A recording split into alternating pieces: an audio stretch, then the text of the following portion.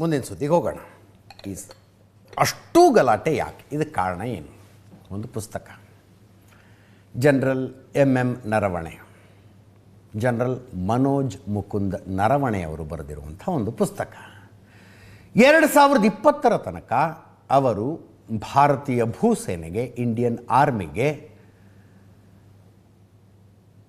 ಆರ್ಮಿಯ ಮುಖ್ಯಸ್ಥರಾಗಿದ್ದವರು. 4 stars of destiny ಪುಸ್ತಕದ ಹೆಸರು. ನೀವು ಈ ಪುಸ್ತಕ ನೋಡಿ ಈಗ ಆನ್ಲೈನಲ್ಲಿ ತರಿಸ್ಕೊಂಬೋಣ ಅಂತ ಬುಕ್ ಮಾಡೋಕ್ಕೆ ಹೋಗಬೇಡಿ, ಅಥವಾ ಅಂಗಡಿಗೆ ಹೋಗ್ಬಿಡ್ಬೇಡಿ. ಇಲ್ಲ ಅದು ಅಂಗಡೀಲಿ ಇನ್ನೂ ಇಲ್ಲ ಅದು ಅಂಗಡೀಲಿ. ಇದನ್ನು ಎಂ ನರವಣೆ ಅವರು ಬರೆದಿದ್ದಾರೆ ಪುಸ್ತಕ. ಒಂದು ಹಂತದಲ್ಲಿ ಪ್ರೀ ಬುಕ್ಕಿಂಗ್ ಶುರುವಾಗ್ಬಿಟ್ಟಿತ್ತು ಇದರದ್ದು. ಇದು ಆಮೇಲೆ ಸ್ವಲ್ಪ ರಸಭಂಗ ಅನಿಸಿದ್ರು ಮೊದಲೇ ಹೇಳ್ಬಿಡ್ತು. ಪ್ರೀ ಬುಕ್ಕಿಂಗ್ ಶುರುವಾಗಿತ್ತು ಇದರದ್ದು. ಈ ಸಿನಿಮಾ ಟಿಕೆಟ್ ಎಲ್ಲ ಮಾಡ್ತಾರಲ್ಲ, ಇನ್ನು ಒಂದು ವಾರ ಬಿಟ್ಟು ರಿಲೀಸ್ ಆಗುತ್ತೆ, ಈಗಲೇ ಬುಕ್ ಮಾಡ್ಕೊಂಬಿಡಿ ಅಂತ. ಹಂಗೆ ಪುಸ್ತಕಗಳದ್ದು ನಡೆಯುತ್ತೆ. ಬಿಡುಗಡೆ ಆದಮೇಲೆ ನಿಮಗೆ ಕಳಿಸ್ತೀವಿ, ಬುಕ್ ಮಾಡ್ಕೊಳ್ಳಿ ಅಂತ. ಅಷ್ಟೆಲ್ಲ ಆಗಿತ್ತು. ಅದಾದಮೇಲೆ ಇದರಲ್ಲಿ ಏನೋ ಒಂದು ಅಬ್ಜೆಕ್ಷನೇಬಲ್ ವಿಷಯ ಇರಬಹುದು ಅಂತ ಭಾರತೀಯ ಸೇನೆ ಅದನ್ನು ರಿವ್ಯೂ ಮಾಡೋದಕ್ಕೆ ಅಂತ ತರಿಸ್ಕೊಳ್ತು. ರಿವ್ಯೂ ಮಾಡಿಲ್ಲ, ಇನ್ನೂ ಓಕೆ ಮಾಡಿಲ್ಲ. ಅದಕ್ಕೆ 2 ವರ್ಷದಿಂದ ಅಲ್ಲೇ ಉಳ್ಕೊಂಡಿದೆ ಅದು. ಕೆಲವರು ಹೇಳ್ತಾರೆ ಅದೊಂದು ಸ್ಟ್ರಿಕ್ಟ್ ಆದ ನಿಯಮನೇ ಇದೆ ಅಂತಾರೆ. ಆರ್ಮಿ ಚೀಫ್ ಆದಂಥವರು, ಅಥವಾ ನೇವಿ ಚೀಫ್, ಏರ್ಫೋರ್ಸ್ ಚೀಫ್ ಆದಂಥವರು, ಅಥವಾ ಭಾರತೀಯ ಸೇನೆಯಲ್ಲಿ ಆಯಕಟ್ಟಿನ ಹುದ್ದೆಗಳಲ್ಲಿ ಕೆಲಸ ಮಾಡಿದವರು ನಿವೃತ್ತಿಯಾದ 2 ವರ್ಷಗಳ ತನಕ ಯಾವ ಪುಸ್ತಕನೂ ಬರೀಬಾರ್ದು ಅಂತ ನಿಯಮ ಇದೆ ಅಂತಾರೆ.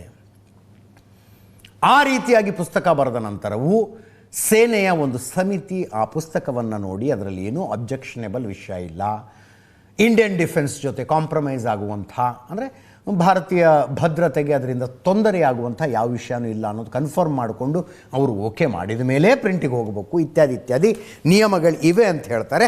ಅದನ್ನು ನಾಳೆ ನಾನು ಕನ್ಫರ್ಮ್ ಮಾಡ್ಕೊಂಡು ಅದು ಏನು ನಿಯಮ ಅಂತ ಡೀಟೇಲಾಗಿ ಹೇಳ್ತೀನಿ. ಅದು ಇನ್ನೂ ಸೇನೆ ಹತ್ರನೇ ಇದೆ.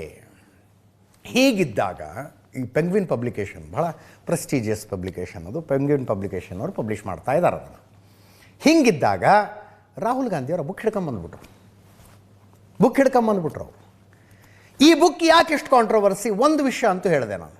ಭಾರತ ಚೀನಾದ ಮಧ್ಯದಲ್ಲಿ ಏನು ಸಂಘರ್ಷ ಆಯ್ತಲ್ಲ, ನಮ್ಮ ಸಂತೋಷ್ ಕುಮಾರ್ ಸೇರಿದಂತೆ 19 ಜನ ಹುತಾತ್ಮರಾದರಲ್ಲ, ಆ ಸಂಘರ್ಷದ 1 ತಿಂಗಳಾದ ಮೇಲೆ ಚೀನಾದ ಯುದ್ಧ ಟ್ಯಾಂಕರ್ಗಳು ಭಾರತದ ಬಾರ್ಡ್ರಿಗೆ ಹತ್ತತ್ರ ಬರ್ತಾ ಇದ್ದುವಂತೆ. ಆ್ಯಸ್ ಅ ಆರ್ಮಿ ಚೀಫ್ ಅವ್ರಿಗೆ ಮೊದಲು ಸುದ್ದಿ ಬರುತ್ತೆ, ಏನು ಮಾಡ್ಬೇಕೀಗ ಅಂತ ಕೇಳ್ತಾರೆ ಬಾರ್ಡರ್ ಪೋಸ್ಟ್ನಲ್ಲಿದ್ದವರು. ಇವ್ರ ತನಕ ಸುದ್ದಿ ಬಂತು. ಇವ್ರು ಇಮಿಡಿಯೇಟಾಗಿ ರಕ್ಷಣಾ ಸಚಿವರನ್ನು ಕೇಳ್ತಾರೆ, ಡಿಫೆನ್ಸ್ ಮಿನಿಸ್ಟ್ರನ್ನ ಕೇಳ್ತಾರೆ, ಹಿಂಗಾಗ್ತಿದೆ ಏನು ಮಾಡಬೇಕು ಅಂತ. ರಕ್ಷಣಾ ಸಚಿವರು ನಾನು ಪ್ರಧಾನಮಂತ್ರಿಗಳ ಜೊತೆ ಕನ್ಸಲ್ಟ್ ಮಾಡ್ತೀನಿ, ಸ್ವಲ್ಪ ಇರಿ ಅಂತ ಹೇಳಿದ್ರಂತೆ. ನಾನು ಕೇಳ್ಪಟ್ಟಿರೋದ ಇದು, ನಾನು ಪುಸ್ತಕ ಇಲ್ಲ ರೀ, ನಾನು ಓದಿಲ್ಲ ಅಂತ ಹೇಳೋದೇನು, ಪುಸ್ತಕನೇ ಇಲ್ಲ ಇನ್ನೂ ಇದು ಅಂತ ಹೇಳಿದ್ರಂತೆ. ನಾನು ಪ್ರಧಾನಮಂತ್ರಿಗಳನ್ನು ಕನ್ಸಲ್ಟ್ ಮಾಡ್ತೀನಿ ಅಂತ ಹೇಳಿದ್ರಂತೆ. ಅದಾದಮೇಲೆ ಮತ್ತೆ ಫೋನ್ ಬಂತಂತೆ, ಮತ್ತೆ ನರವಣೆ ಅವ್ರು ಫೋನ್ ಮಾಡಿದ್ರಂತೆ. ಜೋ ಆಪ್ ಠೀಕ್ ಸಮಜೋ ಓ ಕರೋ ಅಂದ್ರಂತೆ. ನಿಮಗೇನು ಸರಿ ಅನ್ಸುತ್ತೋ ಅದನ್ನು ಮಾಡಿ ಅಂತ ರಕ್ಷಣಾ ಸಚಿವರು ಹೇಳಿದ್ರಂತೆ.